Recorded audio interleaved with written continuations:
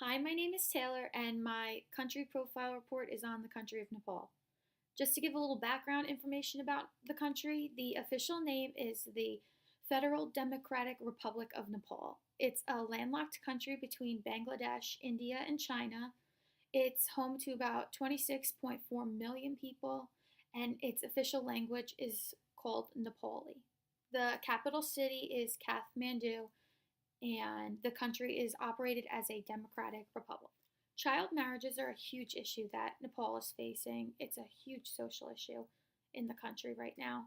After Bangladesh and India, Nepal is third in the highest rates of child marriage in Asia. This is happening quite oftenly between girls that are under the age of 18 and usually boys that are older, but sometimes they're younger, just not always. Like the girls are usually much younger. And this is happening in this country, and it's arranged by the parents of the girls. They want to try to marry their girls off because they claim that they can't afford them. They're living in poverty, so they hope that by marrying them into a family that they'll be supported, they'll be above poverty, and they'll just have a better life. But usually this isn't what happens. They usually don't escape poverty. They just are abused by their husbands and their husband's family. So that occurs when the marriages are arranged by the parents. Child marriages usually also happen because girls, when they start to reach the ages of like 14 or 15, they fear that they'll soon be having an arranged marriage by their parents, and rather than being arranged to marry someone, they choose someone to run off and marry with. So that happens sometimes, which leads to high levels of child marriage in the country. The lack of education is also a reason for high levels of child marriage. Girls don't really have too much access to schools, so they feel that their only role in life is to be a wife and a mother. So they get married young, have kids young, and the cycle just repeats over and over again, which is why it's such a huge social issue in the country. To combat this issue of child marriages in Nepal, the government set up their own Girls Summit after being inspired by the Worldwide Girls Summit. At this meeting in Kathmandu, officials of the government vowed to end child marriage by 2030. So that's always good that the government is trying to put things in place to end something this terrible.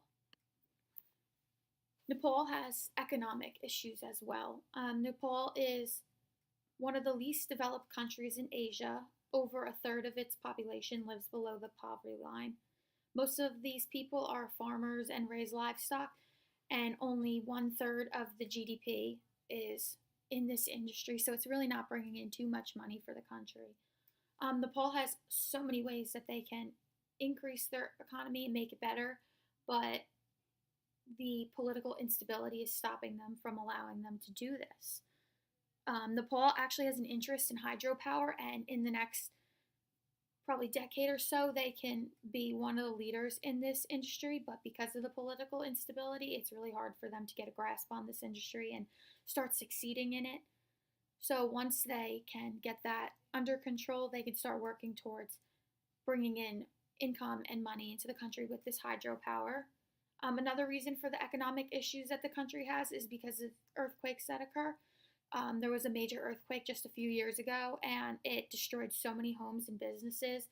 So that kind of stopped the economy from working in the country because things couldn't be produced in the businesses, and people were so focused on rebuilding their homes and their lives that they really couldn't spend money on any more like material products. So that was another reason for their economic issues as well.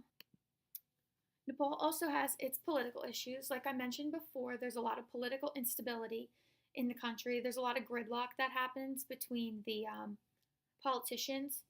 The problems are arising between the king, the Maoist rebels, which are people in the outer edges of Nepal, and those supporting other political parties.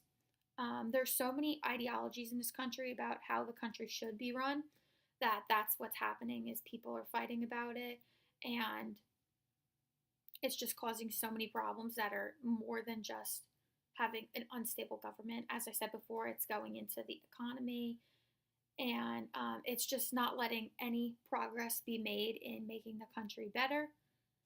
And these issues have made Nepal labeled as one of the worst politically managed countries in South Asia.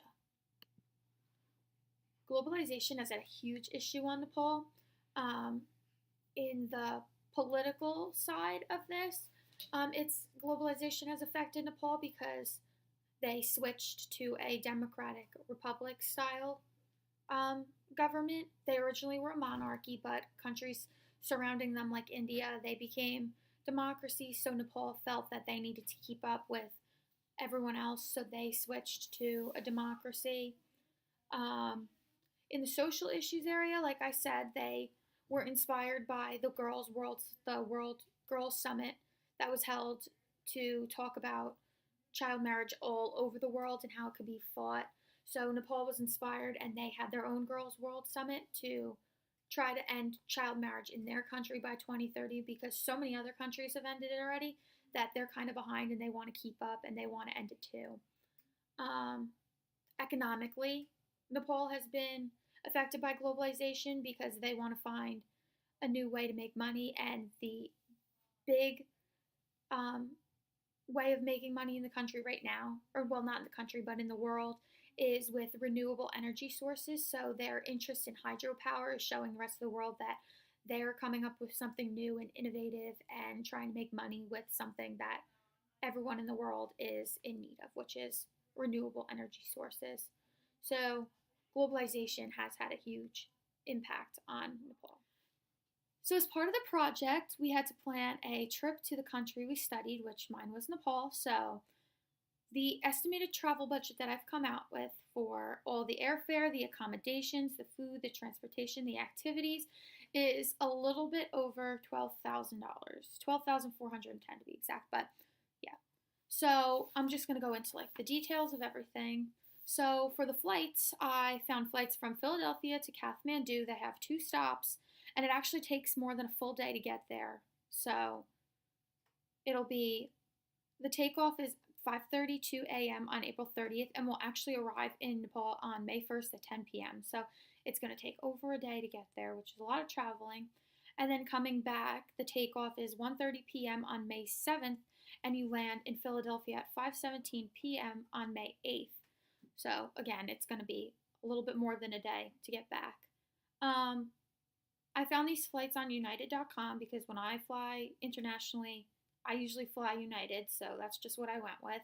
And the flights for business class seats for one person is $9,726. So yeah, it's a little bit pricey to fly to Nepal.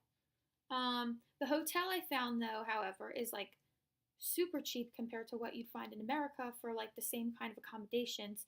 A 5-star hotel for 6 nights in Nepal is $750 total, included all taxes and hotels fees. So per night, it's only $115. So for a 5-star hotel, I'd say that's a pretty good deal. And the hotel's called Hotel Yak and Yeti. It's in Kathmandu, which is the capital of Nepal. For a 3-star hotel, just to show the comparison, it's only $37 a night. So it comes to $276, including all taxes and hotel fees for 6 nights, which is a really good deal. Like, you can't find a 3-star hotel in America for that price. So I thought that was interesting. Local transportation. The most common type of transportation within the town is actually a bicycle rickshaw ride. And depending on how far you're going, I found that they vary between 40 cents and $2.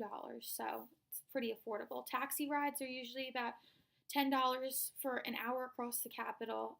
For a shorter trip, it's only about $1.50. To get to the hotel from the airport, it's $3.80 for a taxi. Or if you want to take a public bus, it's only 9 cents. All the transportation for the entire trip is about $40. So that's pretty affordable too. It's compared to the flights, which are extremely expensive. Local food in Nepal, you'll probably spend about $270.76 on all of the food that you'll be eating on this trip for 6 nights and 7 days.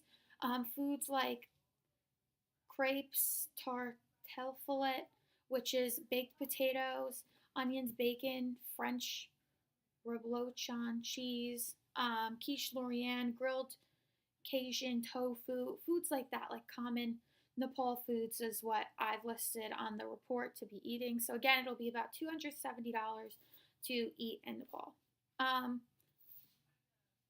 there are so many key attractions to see in Nepal. The biggest one is obviously Everest. To summit Everest on the south side, which is the side Nepal is like their government controls, it's actually $74,000 a person, which I didn't include obviously in my total cost of this trip because you have to be a very specific type of person to be able to do this. Mount Everest is the highest mountain in the world, obviously, and you have to be in top physical shape, top mental shape. You have to be preparing for months for this, and this can't be your first mountain climb. So I just thought it was interesting to see how much that costs, which $74,000, that's crazy.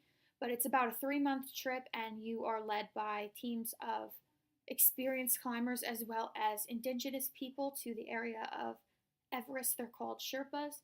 So they lead the trip as well, which it usually takes about 3 months and only can be done during certain times of the year. But I just thought it was interesting that that's like an option to do while you're in Nepal.